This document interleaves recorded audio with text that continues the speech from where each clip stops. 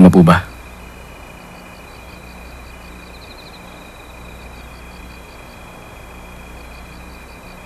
Hindi ko nasabi sa'yo, hindi ba? Kung paano kami nagkita ni Docman. Yung una namin pagkikita. Una ko nakilala si Docman noon. Habang papunta ako sa templo ng Yoresa.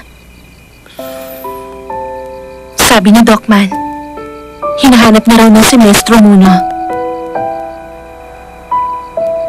Ganon din ako. Marami kaming hirap na pinagdaanan noon bago namin narating yung Yoresa. Nung araw, inisip kong kakaibang pagkikita namin. Hindi pang karaniwan, parang itinadhana.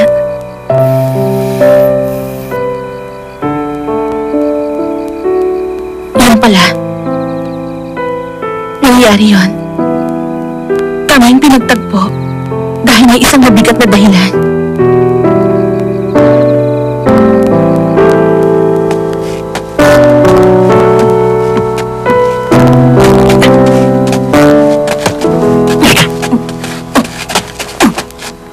Anong problema mo?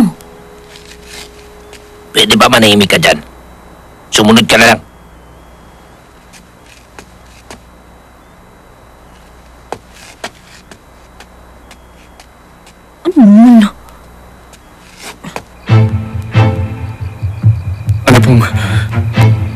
Ano pong ibig niyo sabihin, kamahalan?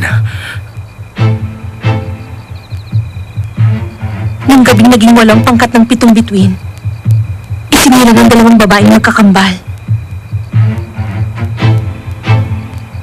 Sabay sa pagkahati sa dalawa ng ika-anim na bituin sa pangkat ng pitong bituin. Sabay din mong isinilang ang dalawang prinsesa.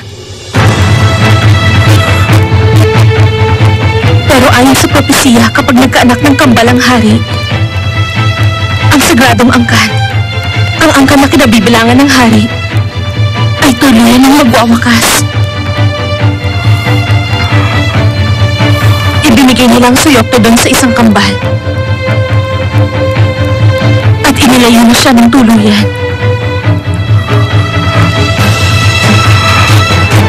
Ang batang may suyokto nagbalik na ng sila upang alamin kung sino siya.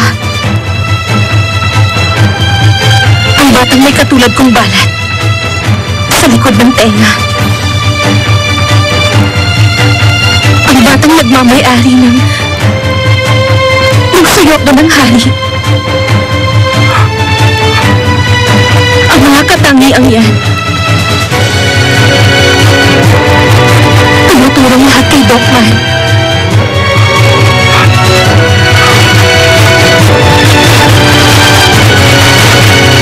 Kaya lang, may isang bagay na hindi tumutugma. Prinsesang batang yun. Samantalang, lalaki si Docman.